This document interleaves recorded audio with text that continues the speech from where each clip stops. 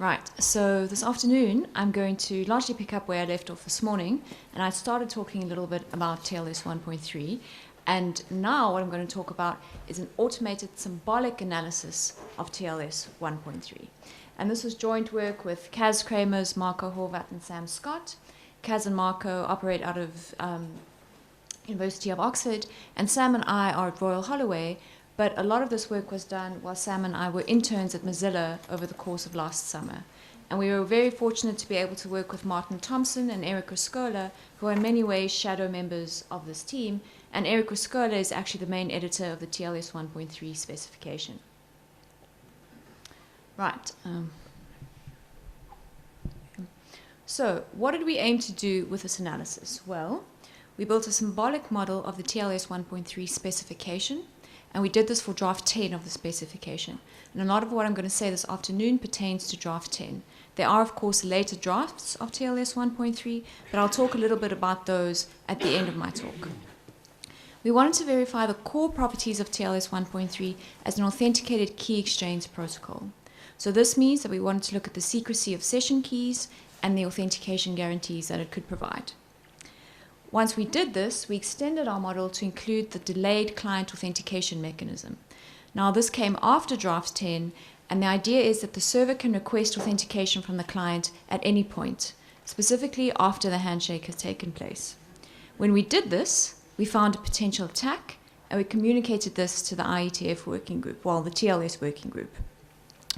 Then draft 11 came along, and what happened is that we started updating our model to account for the changes in draft 11, but then we found out that maybe more changes were on the way, so we decided to wait until those changes were clarified.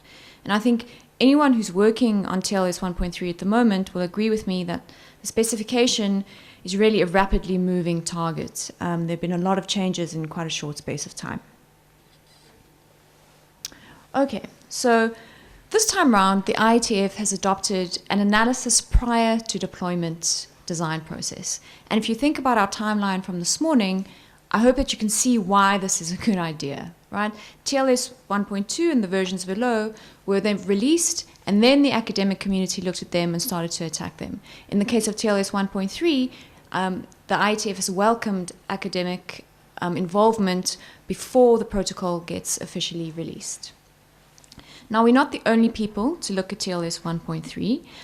There are many ways of looking at TLS. Broadly speaking, there are three approaches. So you can look at implementations of TLS and try to find bugs in the implementation of the protocol. This is kind of the program verification, and has been mentioned, people at INRIA and Microsoft are kind of working in this area. Then you can look at TLS from the provable security perspective. So you can build computational models and come up with pen and paper proofs with regards to its security. Or you could use automated tools to verify the logical soundness of the protocol. And this is where our work fits in. And this is the formal methods approach. Now, I will state right now that I'm not a formal methods expert. How a lot of these tools work under the hood is still largely black magic to me. But because we had Kaz and Marco in the team, Sam and I got up to speed with how the tool we used, Tamarin, worked pretty quickly. Right, so like I said, we are not the first people to look at the TLS 1.3 specification. But there have been many changes, and they've been developing rapidly. So we see some analyses of draft 5, and then we also see the work of OPTLS, and then see an analysis of that. But it's not from draft 7, well, it is from draft 7 onwards that we really start to see a radical shift in the design of TLS 1.3 away from 1.2. And what's really important about our work is it was the first to consider the interaction of the new components of TLS 1.3. And we did this for a fairly stable version of the draft. Okay, so what's new in TLS 1.3? This is our high-level picture from before. And basically, TLS 1.3 wants to achieve the same services. It wants to establish a secure channel between communicating entities, but there are new design goals. And these include encrypting as much of the handshake as possible. And why would we want to do that? Well, we'd want to limit the amount of observable data to an active adversary. And what this also means now is that there are effectively more keys floating around in the TLS handshake. All right, there was a reevaluation of the handshake contents. So static Diffie-Hellman and RSA have been removed in favor of ephemeral Diffie-Hellman. So this is to provide perfect forward secrecy. They've also the way that parameter mismatches have been handled, or that how they're handled in TLS 1.3 is different to how they're handled in TLS 1.2. There's also been reduction latency. So in TLS 1.2, we needed 2 round trips before we could start exchanging application data. In TLS 1.3, we now only need 1 round trip to do this. And of course, there's this early data functionality, which we call 0 RTT. And this is when the client can send application data on its first flight. There's also been an update to the record protection mechanisms. So all the MAC that encrypt schemes have now been placed by authenticated encryption schemes. Also, session, yes? So can you comment on what you mean by encrypt as much as possible? You'll see more of that when I get to the handshakes. So just more of the handshake is now effectively encrypted than it was before. I mean, you can something, everything. Like, You'll see what's encrypted when we look at the handshakes. Okay. As I was saying, session resumption now happens differently. There used to be kind of a session resumption handshake, and now it happens via the use of appreciate key. And there's this delayed client authentication mechanism. Like I said, not officially part of draft 10, but we knew that it was coming, so we kind of called it draft 10 plus, and we try to account for it in our analysis. Okay, the OPTLS connection, or some people say OPTLS. This was a protocol designed by Hugo Krajcik and Ho-Tek Wee, and it was designed to serve as the basis for the TLS 1.3 handshake. And it stands for Optimized and/or 1.3. It was designed to kind of work with the new requirements for TLS 1.3. So this means incorporating perfect forward secrecy and allowing for this 0 RTT functionality, allowing the client to send data on its first flight. Now, it was designed to be flexible and really simple. And I was in a talk by one of the OPTLS designers, or the OPTLS designers, and they said they just wanted to use textbook crypto. They didn't want to use anything that was non-standard. I'm not going to talk about OPTLS in too much detail, but this is the basic flow. So a client will send a nonce and some parameters, and this is its key share, right?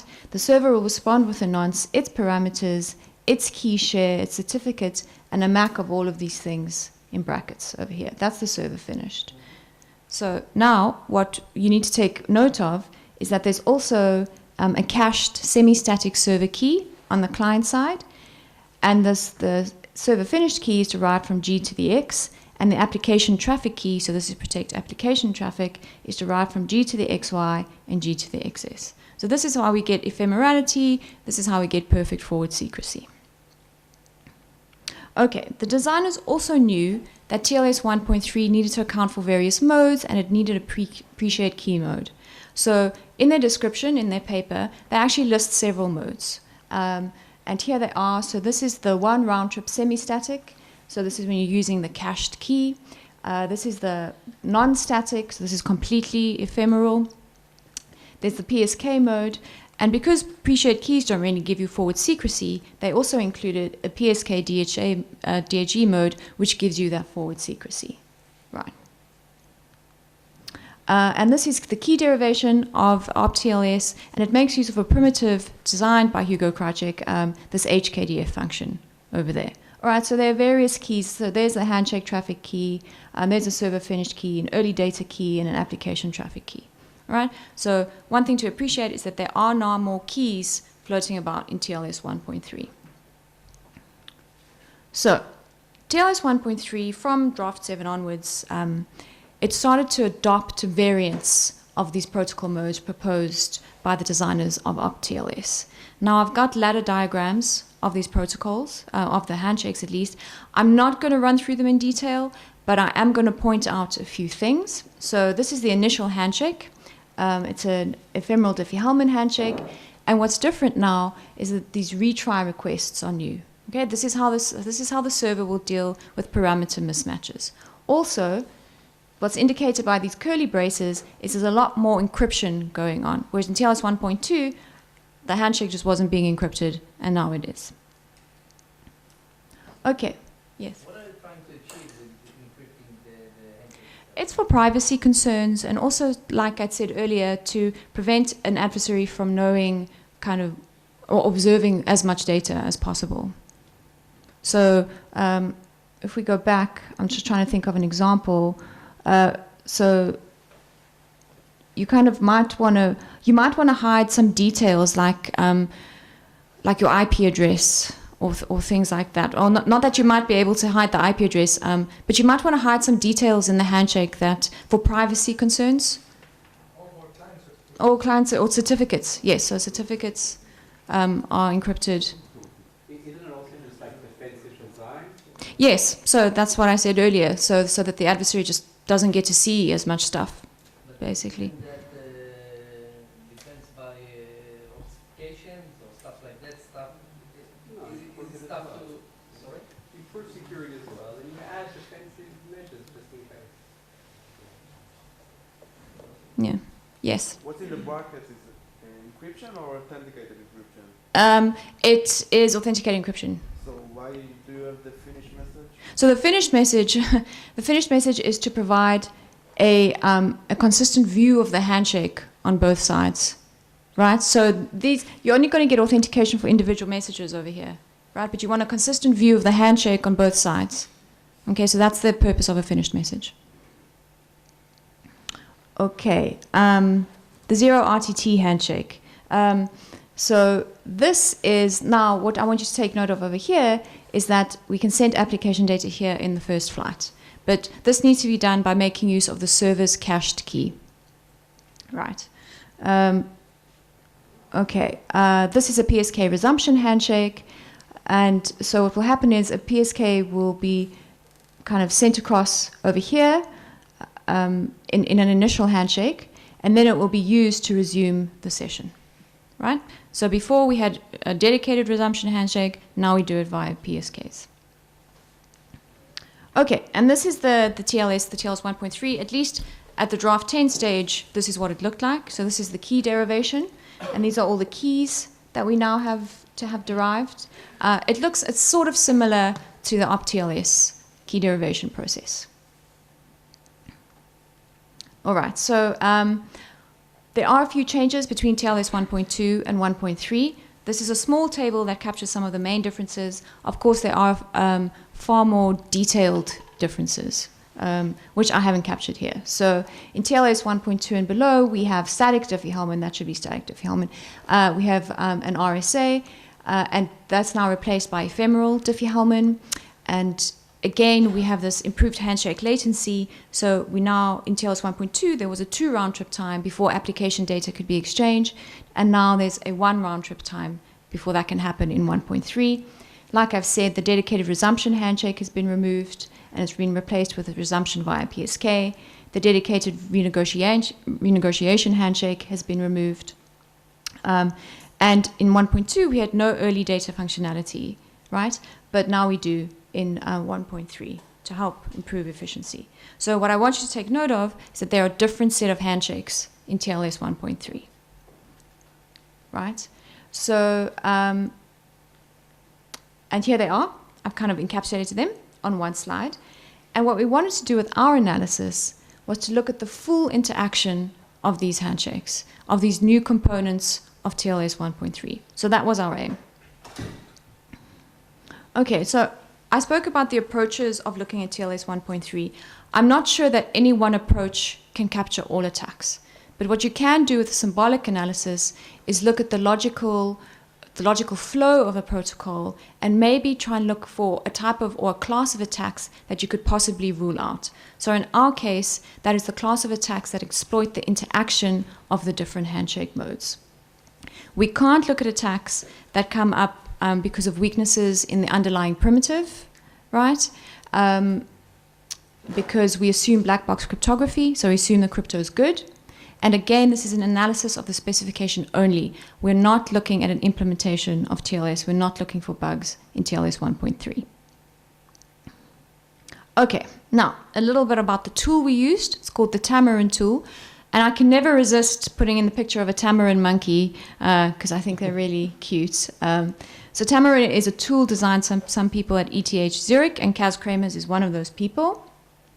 So it's an automated tool for the formal analysis, specifically designed for protocol analysis. Of all of the tools, it has the best support for Diffie-Hellman. Apparently, this is according to Kaz, but he is one of the designers, so he might be biased. No, but it definitely does have very good Diffie-Hellman support. And in TLS 1.3, this is important because, you know, it's largely Diffie-Hellman. And what's also nice is that it allows for an instantiation of unbounded number of protocol participants and sessions. It also supports looping and branching, which is good because if you think about a resumption handshake, a connection could just resume. So it could end up in a loop of resumptions. And this is the type of thing we want to analyze with our analysis. Okay, so at a high level, for very simple protocols, it has this lovely auto-prove functionality. So you can build a model, you can write a property, and you can just push a button and say prove. So you have this push button analysis. But for complex models, you need a very good knowledge of the protocol, and the tool might need a high degree of user interaction. But if you show that something holds in the Tamarin tool, or you have a proof for it, that proof shows that a property holds in all possible combinations of client, server, and adversary behaviors. Okay, Tamarin is also really nice because it allows us to accurately model the TLS state machines, and the specification language also helps us to capture security properties in a detailed manner. Okay, so where do you start with trying to analyze TLS 1.3? Well, you start with building an abstract model of the protocol. And this is us on day one, trying to figure out what on earth was going on with TLS 1.3. And this is Sam. And Sam will happily admit that he's got a bit of a what on earth look on his face. I was the one taking the photograph, so you can't see the look on my face. TLS 1.3, when we started, looked quite complicated. All right, so what we want to do is we want to kind of encapsulate the honest party and the adversary actions alike in what we are called Tamarin rules. Now, Tamarin rules help to transition the protocol from one state to the next. In the case of honest clients and servers, a rule will correspond to a flight of messages and the associated actions that happen as part of that flight of messages. Okay, so for instance, this is the client state diagram for draft 10. And what this represents is the union of options available to the client for a single execution, right? So an initial handshake, DH initial handshake, will kind of correspond to the following rules being executed in succession. And then when you get to the point C3, or the state C3, the client is in a state to ready a position to start sending and receiving data. What's a little bit misleading about this diagram is that the PSK and the KC rules cannot fire unless an initial rule has fired. An initial handshake needs to happen because those rules need to spit out facts that need to be consumed by the PSK and the KC rules. Okay, so for anyone who's interested, this is what a rule looks like. These are the in facts, right? These are consumed by the rule. These are actions, and these actions kind of log what will happen as a result of a flight of messages. And then these are the out rules, or the out facts, sorry. And these facts will be consumed by the next rule. And this is how the tool transitions from one state to the next. Okay, so remember I said that Tamarin allows for the instantiation of an unbounded number of protocol participants and sessions. So we're not actually only thinking about one of these things. What the tool is actually considering is a lot of these things altogether and how they're interacting. Okay, so like I said, what we wanted to do was to verify the core properties of TLS 1.3. So that meant we wanted to look at unilateral authentication, mutual authentication, and the confidentiality and perfect forward secrecy of session keys. And we wanted to prove that these things hold in a world where the adversary controls the communication channel and has the ability to compromise long-term keys. Okay, so when we decided what we needed to prove, we looked through the spec and we came up with a list, right? And these are the properties that are in our list. Now, what we didn't do is we didn't really look at the protection of application data because, like I said, we assumed that the AEAD ciphers are good, right? And we assume kind of black box cryptography, so we assume that's good. We also, didn't look at denial of service or version rollback attacks. It's possible that you can look at version rollback attacks within your model and build a model to do this, but the complexity of the model then becomes horrendous. And I don't know if the tool would be able to handle it. We didn't try, so maybe we could do that. Okay, so in Tamarin, security properties are encoded as lemmas. They're more like traditionally what you'd think of as theorems, but the tool calls them lemmas. So this is a lemma for the secrecy of session keys. And what this is intuitively saying, it's saying, for all possible values of the variables on the first line, if an authenticated session key is accepted and the adversary has not revealed the long-term keys of the parties, then the adversary does not know the key, right? And we wanted to prove this, and we showed that it holds for all combinations of client-server and adversary behaviors. So you look for all traces, okay, of a proof tree, which the tool will construct for you. Okay, I included this slide to kind of give you an idea of how Tamarin goes about proving things. So it will log an action. So if you look at our lemma over here, so there's a session key over there. So it looks for that action. And then it tries to determine, well, where are all the possible places where this action could have come from? And it keeps going through at each stage to try and determine the original destination. Right? So how are all the possible paths, what are all the possible paths leading to this action? But at each stage that it rolls back, it considers what the adversary can do, what the adversary knows, what the adversary can manipulate, right? And eventually, in the case of secrecy of session keys, what it boils down to is the adversary needing to break Diffie-Hellman. But we've assumed good cryptography, so that can't happen, so then our session keys are good. Right, so we went through constructing these lemmas for all of the properties that we wanted to prove, but we didn't only have a few lemmas that corresponded to our properties, right? This wasn't a straightforward application of the Tamarin tool, by no means. It's sometimes the tool would require so much interaction from us because it would get stuck in loops, right? And then we had to manually go into the tool and kind of get it out of those loops. And what we actually needed was we needed a lot of auxiliary lemmas just to prove the main lemmas. So it was definitely not a push-button analysis, which was rather unfortunate because when we were at Mozilla, what we wanted to do was just leave the company with, or leave Eric, say, with a model that he could change to his heart's content and then just push the button and say, oh yes, look, all my changes are still good. But unfortunately, we had to abandon that dream because there are certain cases where you really need to know what's happening in the tool and you really need to know what's happening in the protocol. So to give you an idea of the complexity of proving one of our main properties, so there, to prove the secrecy of session keys, we needed all of these lemmas to help us prove that. And these are lemmas that you need to think about, lemmas that you need to construct, and lemmas that you need to prove in the tool. And some of these lemmas will help shortcut the proof. So if there are parts of the proof that are similar on all of the branches, the trees, you can write a lemma to help you do that. Some of these are invariants, which should hold regardless of where you are in the tree. But I hope you get a sense of the fact that we couldn't just build a model, write the lemma, and push auto-proof. That wasn't what we did at all. Okay, so for revision 10, what we showed that revision 10 kind of verifies the main properties as an authenticated key exchange protocol. So we showed the secrecy of session keys, and we showed that the authentication guarantees happen.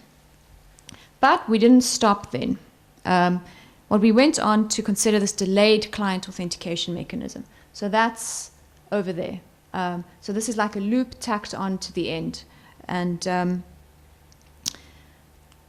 when you tack loops on in our model, it actually makes the analysis far more complicated because there are far more things for the tool to consider. But anyway, so we tacked on this loop and we found a potential attack. And this is where a tool like this is so useful. It helps us find this attack, and this is how the attack works. So imagine that we can induce Alice to connect to the evil Charlie, right? And they start an initial handshake and they establish a PSK. Okay, and let's call that PSK1. Then Charlie connects to Bob, and they run an initial handshake and establish a PSK. And now they share a PSK called PSK2. So notice that the PSKs are not the same, but what the adversary can do is manipulate kind of values that he does want to make the same. So he can change the PSK ID to be the same if he wanted. Well, he does do that in this case. Okay, then Alice resumes her session. And as part of her session resumption, she sends a client nonce to Charlie, right? That's okay. Charlie can start a resumption handshake with Bob and just replay the nonce over that connection. Now what you notice here is that this nonce becomes part of the session hash. And the session hash is a hash of all the messages up to a certain point in the handshake. The server will respond, Bob responds with a server nonce, right? Charlie then replays the server nonce, and the server nonce then becomes part of the handshake, the session hash as well. All right, so once this resumption handshake is finished, Alice and Charlie now share keys that are derived from PSK1. This resumption handshake finishes, and Charlie and Bob now share keys that are derived from PSK2, right? And they're going to use these in any subsequent communication. Okay, so say now we get to the point where Bob requests authentication from Charlie. And remember, this is delayed authentication, so he can request authentication at any point, right, after the handshake has happened. This is not a problem for Charlie, because Charlie can just re-encrypt that for Alice, and he can send this request to Alice. Now, for Alice to comply with this request, what she does is she sends a signature over the session hash, her certificate, and other values that are very easy for Charlie to know. All right? And now all that Charlie has to do is re-encrypt that signature and send it to Bob, and it will serve as a valid signature for Alice. So, or a valid signature, so Bob will accept that signature. And from this point onwards, Bob will believe that Charlie is Alice. So Charlie can effectively impersonate Alice from this point onwards, and any communication that he sends subsequently will be deemed to have come from Alice. So he can do something like this, say, give Charlie all my money, and Bob thinks it's Alice, and say, yeah, okay, I can do that. All right? Okay. The session ID is part of that hash? Yes, the session, that PSK ID that I showed you is part of the hash. I just didn't include it in the diagram. But Charlie can easily manipulate that. It's not a problem. So, yeah, you have the signature that is valid on both of these connections and can be kind of replayed on another connection. Okay, so this is kind of an example of an attack that can arise because of the interaction of all of these different handshake modes. You had an initial handshake, and then you had a resumption handshake, and then you had delayed authentication.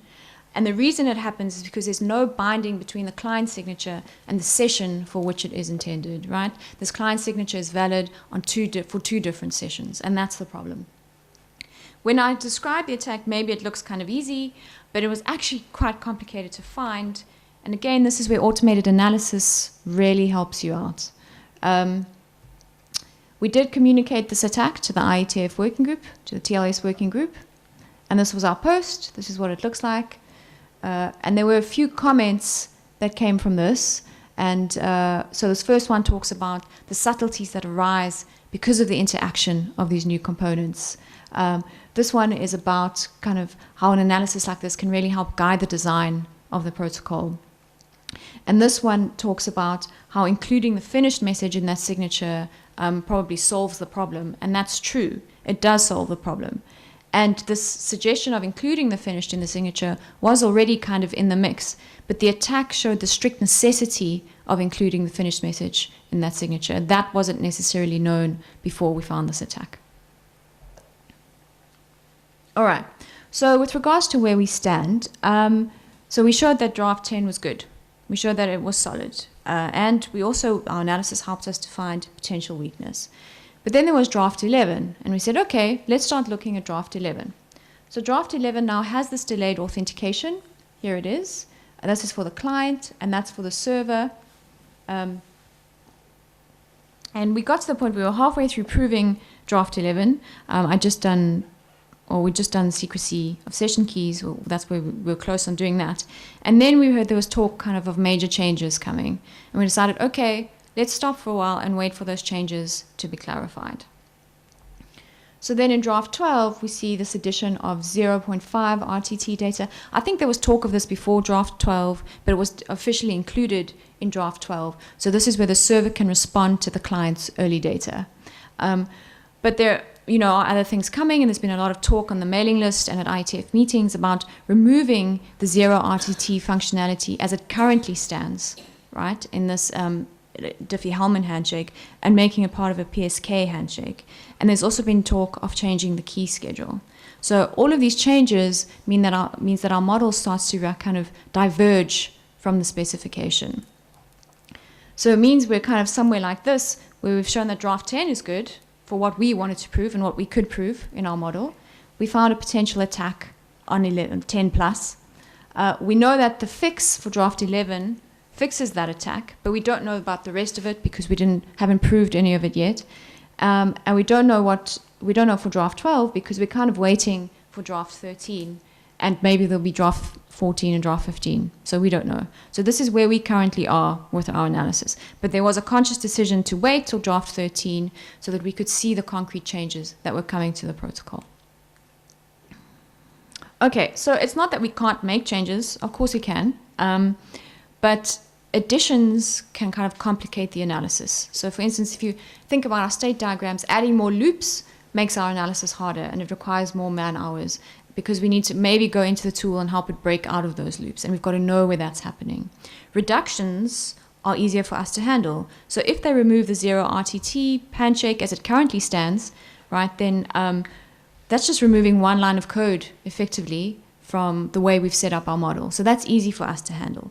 But, with this rapidly changing specification, it does mean a lot more work for us to kind of get our model up to scratch and start proving these properties.